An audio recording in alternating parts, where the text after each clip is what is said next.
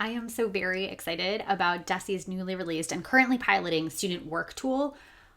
Wow. So it is where you get folks together and you get them to look at student work. And ideally, this actually pairs very nicely with a lot of other DESE resources where you internalize kind of the purposes of the lesson and the task, right?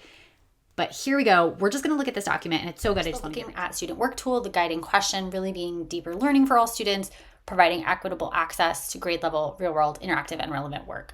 So very similar focus to our lesson internalization. We want to identify student strengths and opportunities. We also want to really think about what that means when we identify those things, how we shift our instructional practice. So this is learning for us to inform how we teach. We want to apply an equity lens.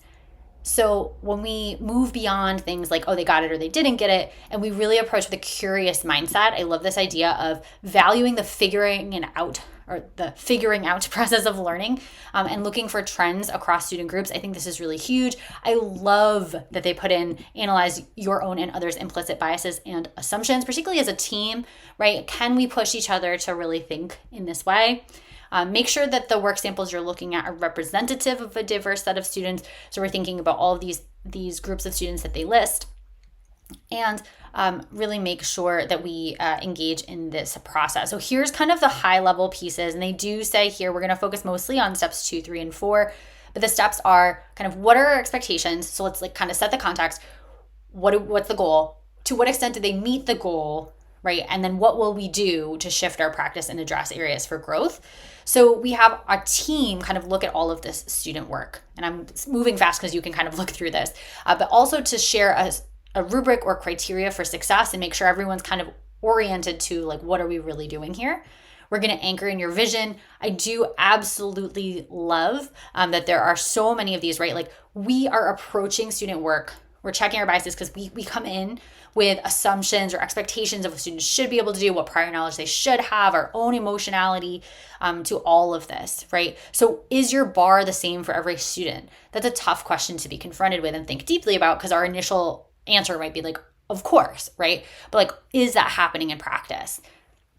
To what extent do you believe your instruction impacts student learning, right? When you see gaps, I love this question. Do you want to make the task easier? Is that what you're trying to do? Like what you ultimately are doing, you might not be trying to, right? Versus identifying support scaffolds and changes in pedagogy that's actually going to support students in accomplishing the grade level task. I think this is huge. If there was one question from this first list, I think that's probably the big one that I see as a common challenge because it comes from such a good place and it is hard to make sure we're doing the right thing for student learning.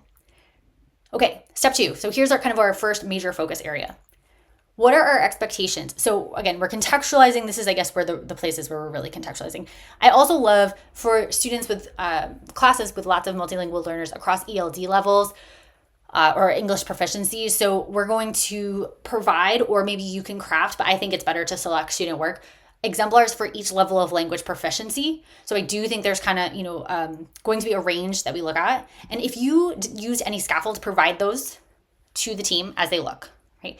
Print copies for each team member. I think that's ideal. You can also I've done this where we just kind of project and kind of scroll through and read together, maybe a digital copy of the work on the board. Everyone looks, and then they kind of complete their own assessment on their own paper. Okay, so then we're analyzing student work. We're individually reading the work, right? And we are sorting by the highest level of understanding to the lowest as aligned to the rubric or the criteria given. And then we're analyzing with an asset lens. So what strengths do we see across student work samples? What areas for growth do we see, right? Where's the evidence that we hit the standard? Why did we sort the work this way? And when we think about the ways that students are kind of sharing out their answers, how do they use maybe different pathways, ideas, strategies, representations? I love this question. And really comparing to other forms of evidence, right, that we have. Like, how does this kind of line up? I do love these additional thinking questions as well, right? So does the task actually provide opportunities to think critically? Does it provide opportunities to have variations in responses and answers? Or is it there's only one right answer? Because I think that is also about instructional design and assessment design, and that's really important. Are they creating something new, right? Are they thinking originally? Do they have an opportunity to revise their work? So again, these are actually instructional things, and these questions just kind of make us think a little deeper. Finally, we are thinking about instruction. So after all of these kind of ahas, we've identified the trends, we've looked at different student groups, we've actually thought about, did our scaffolds increase learning, right? We've thought about all of the instructions in the additional thinking bubble, perhaps. What are we going to do about it, right? So we're discussing the impact of our instruction as a team, as a whole group, right? I love this question. Again, I named it just now, but how did our use of scaffolds specifically impact students' thinking and learning? If it didn't, let's not use that scaffold anymore, right? If it actually was too hard for students to understand how to use and it shut down thinking, like skip it. Don't use it. Better to use nothing than something that shuts down students because they don't know how to use the specific thing, right? I love this, identifying the highest leverage gaps or gap, right? What is the one big thing that's going to be the biggest bang for our buck as we kind of do this work moving forward, right? We don't have all day to like reteach things. Like, what's the focus area, right? How will we revise for future years is certainly, yes, you're thinking about that, but we're also thinking about like areas for growth for this group. So how are you going to address the high leverage gap, like in the next lesson, in the next week, right? What specific shifts will you make? And you can reference kind of the deeper learning guidance tool or the observation tool. I made a video about that a few weeks ago.